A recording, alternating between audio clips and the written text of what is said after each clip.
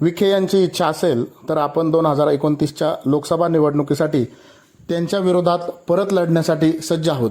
निलेश लंके हा पळ काढणारा नेता नाही, असे वक्तव्य खासदार निलेश लंके यांनी आज श्रीगोंद्यात केले. श्रीगोंद्यात आज पत्रकारांशी लंके यांनी मॅरेथॉन संवाद साधला. यावेळी खासदार लंके यांनी पत्रकारांनी विचारलेल्या काही प्रश्नांची उत्तरे दिली, पण पत्रकारांनी सडेतोड प्रश्नांची सरबत्ती केल्यामुळे लंके यांनी इतर भागातील पत्रकार एवढे प्रश्न विचारत नाहीत, श्रीगोंद्यातील पत्रकार जरा जास्तच प्रश्न विचारतात असे म्हणत पत्रकारांवरच निशाणा साधला. तर काही प्रश्नावर लंके यांचा पारा चांगलाच चढल्याचे पाहायला मिळाले. लंके यांनी प्रश्न विचारणाऱ्या पत्रकारांवरच आगपाखड केल्यामुळे पत्रकारांनी त्याबाबत तीव्र नाराजी व्यक्त केली. 2029ला विधानसभा निवडणूक लढवणार असल्याचे सुतोवाच देत आपण कुणाची तरी जिरवण्यासाठी खासदार झालो होतो, असे वक्तव्य खासदार निलेश लंके यांनी नुकतेच केले होते. त्या अनुषंगाने श्रीगोंद्यात आज पत्रकारांनी त्यांना प्रश्न विचारला असता त्यावर उत्तर देताना लंके म्हणाले की आपण असं वक्तव्य करून समोरच्यांना गुगली टाकली होती. निलेश लंकेने तुमच्यावर खिळी केली हे तुमच्या लक्षातच आले नाही, असे सांगत लंके यांनी विधानसभा लढवण्याच्या वक्तव्यावर सारवासारव करण्याचा प्रयत्न केला. तसेच काही लोकांना अजूनही त्यांचा पराभव मान्य नाही, त्यामुळे 2-3 बगलबादच्यांना हाताशी धरून निलेश लंकेंनी पळ काढला अशा बातम्या लावायला सांगायच्या, पण लंके पळ काढणारा नेता नाही, असे म्हणत नाव न घेता लंके यांनी माजी खासदार सुजय विखेंना खोचक टोला लगावला. तसेच 2029 साली त्यांच्यासाठी मी पुन्हा लोकसभा लढवायला तयार असल्याचे लंके यांनी सांगितले.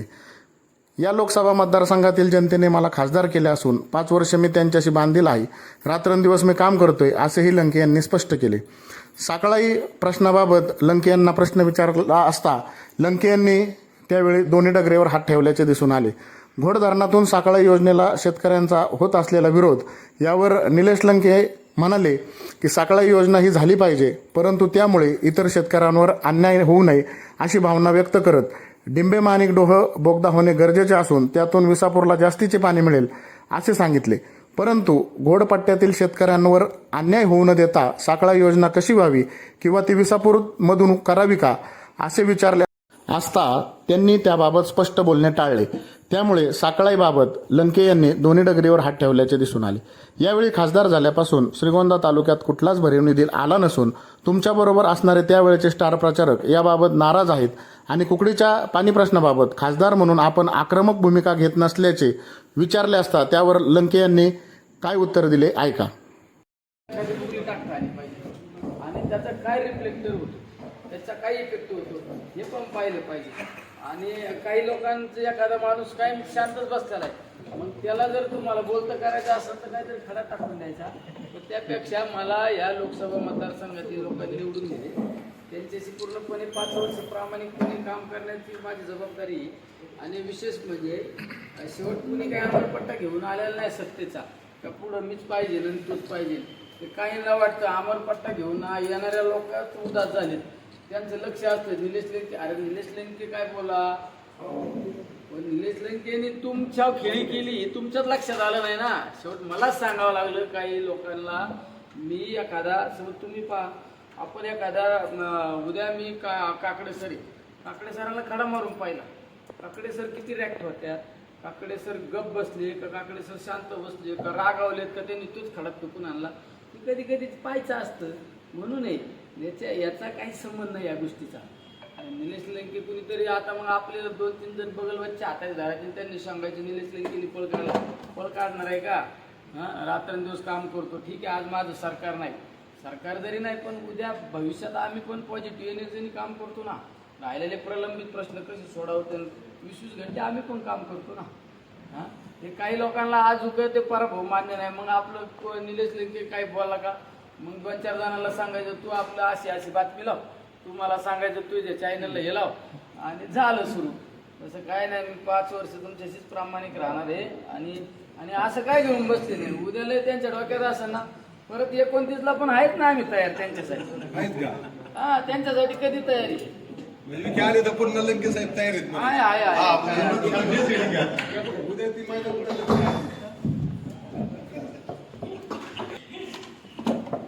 एक प्रश्न असा होता, म्हणजे जनतेच्या मनातला नाही तुम्ही म्हणतात परत तुला पाठवलं काय त्यांनी, असं नको व्हायला. श्रीगोंदा तालुक्याने लंके साहेबांना मोठ्या मताधिक्याचं लीड दिलं.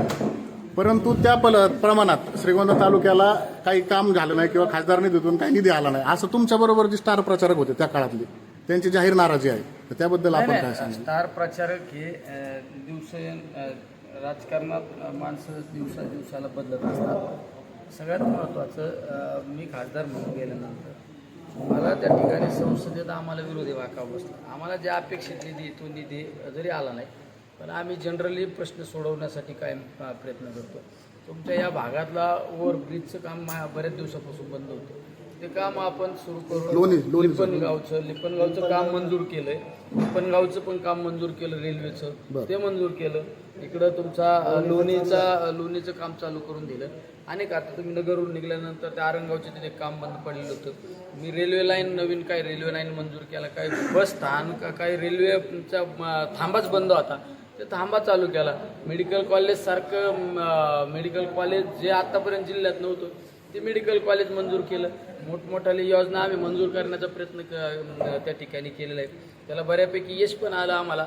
आता आपण सुरत चेन्नई रस्ता पण मंजूर केला, आपल्या भागातून जातो.